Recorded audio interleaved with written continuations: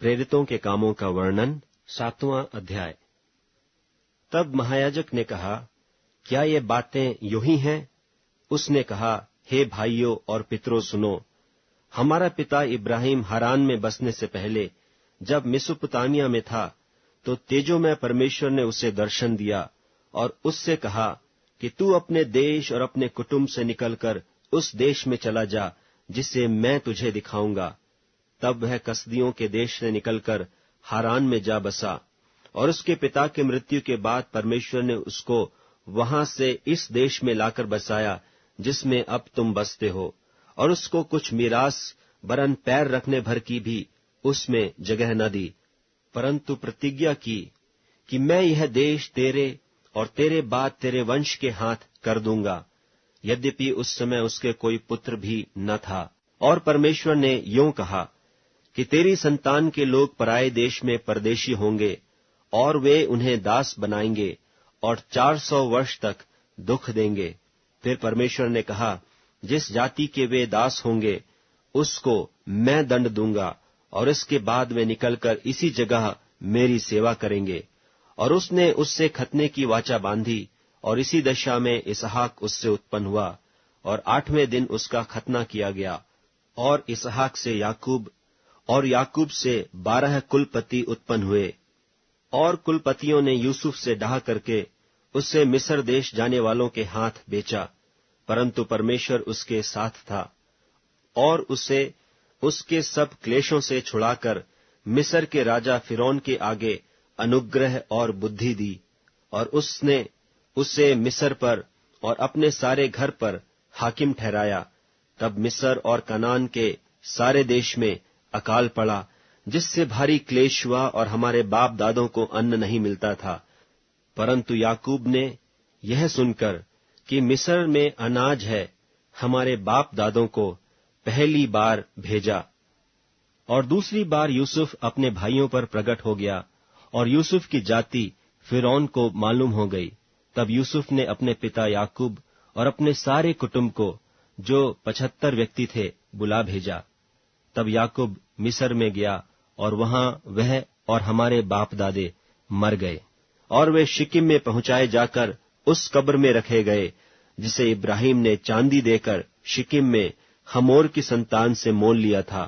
परंतु जब उस प्रतिज्ञा के पूरे होने का समय निकट आया जो परमेश्वर ने इब्राहिम से की थी, तो मिस्र में वे लोग बढ़ गए और बहुत हो गए, जब तक कि मिस्र में दूसरा राजा न हुआ जो यूसुफ को नहीं जानता था।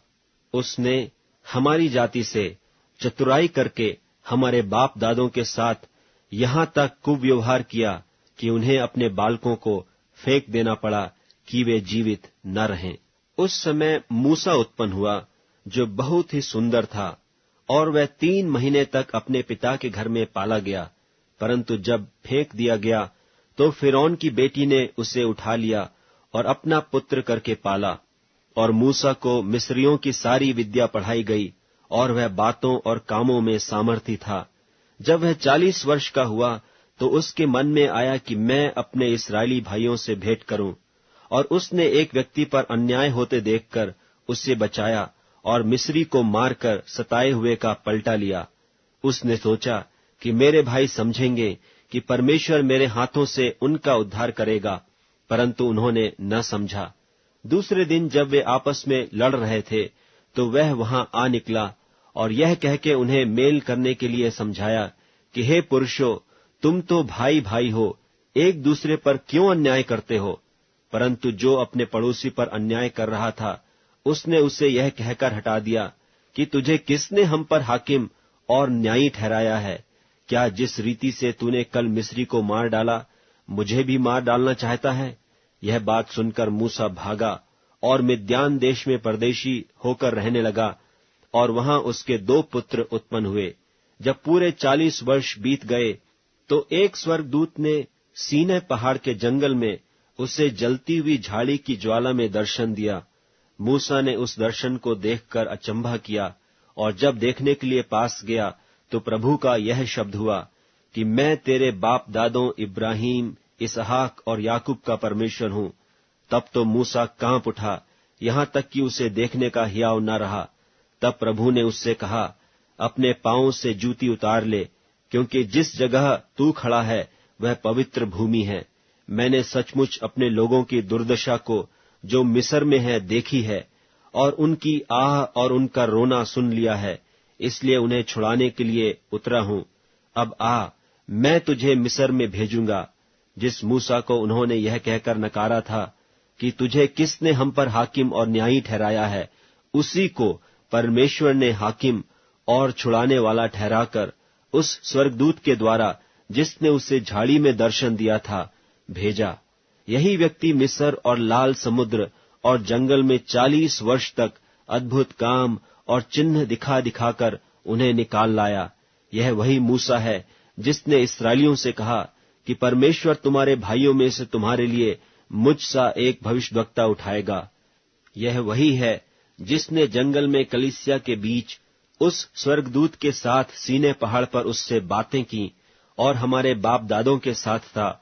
उसी को जीवित वचन मिले कि हम तक पहुंचाए, परंतु हमारे बाप दादों ने उसकी मानना न चाहा, वरन उसे हटाकर अपने मन मिस्र की ओर फेरे। और हारून से कहा, हमारे लिए ऐसे देवता बना जो हमारे आगे आगे चलें, क्योंकि यह मूसा जो हमें मिस्र देश से निकाल लाया, हम नहीं जानते उसे क्या हुआ। उन दिनों में उन्होंने एक बछड़ा बनाकर उसकी मूरत के आगे बलि चढ़ाया और अपने हाथों के कामों में मगन होने लगे।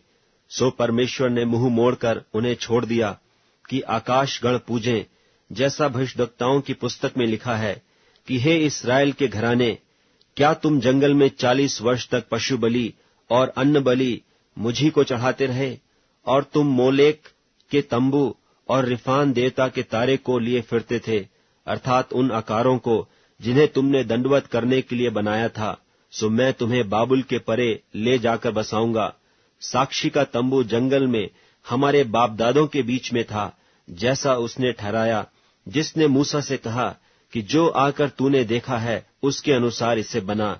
उसी तंबू को हमारे बाप दादे पूर्व काल से पाकर यहोशू के साथ यहां ले आए, जिस समय कि उन्होंने उन अन्य जातियों का अधिकार पाया जिन्हें परमेश्वर ने हमारे बाप दादों के सामने से निकाल दिया, और वह दाऊद के समय तक रहा। उस पर परमेश्वर ने अनुग्रह किया।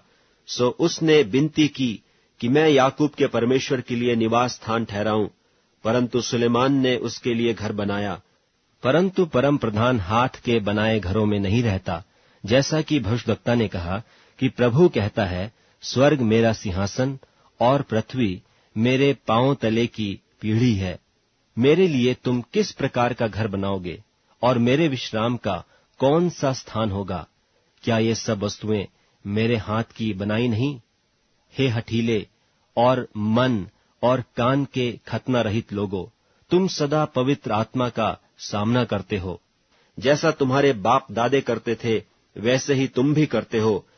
भविष्यद्वक्ताओं में से किसको तुम्हारे बाप दादों ने नहीं सताया, और उन्होंने उस धर्मी के आगमन का पूर्व काल से संदेश देने वालों को मार डाला। और अब तुम भी उसके पकड़वाने वाले और मार डालने वाले हुए। तुमने स्वर्गदूतों के द्वारा ठहराई हुई व्यवस्था तो पाई, परंतु उसका पालन नहीं किया। ये बातें सुनकर वे जल गए और उस पर दांत पीसने लगे। परंतु उसने पवित्र आत्मा से परिपूर्ण होकर स्वर्ग की ओर देखा और परमेश्वर की महिमा को और यीशु को परमेश्वर की दाहिनी ओर खड़ा देखकर कहा, देखो, मैं स्वर्ग को खुला हुआ और मनुष्य के पुत्र को परमेश्वर की दाहिनी ओर खड़ा हुआ देखता हूं। तब उन्होंने बड़े शब्द से चिल्लाकर कान बंद कर लिए और एक चित्त होकर उस पर झपटे और उसे नगर के बाहर निकालकर पत्थरवाह करने लगे। और गवाहों ने अपने कपड़े शाऊल नाम एक जवान के पांवों के पास उतार रखे, और वे स्तिफनुस को पत्थरवाह करते रहे। और वह यह कहकर प्रार्थना करता रहा कि हे प्रभु यीशु, मेरी आत्मा को ग्रहण कर। फिर घुटने टेककर ऊंचे शब्द से पुकारा, हे प्रभु, यह पाप उन पर मत लगा। और यह कहकर सो गया, और शाऊल उसके वध में सहमत था।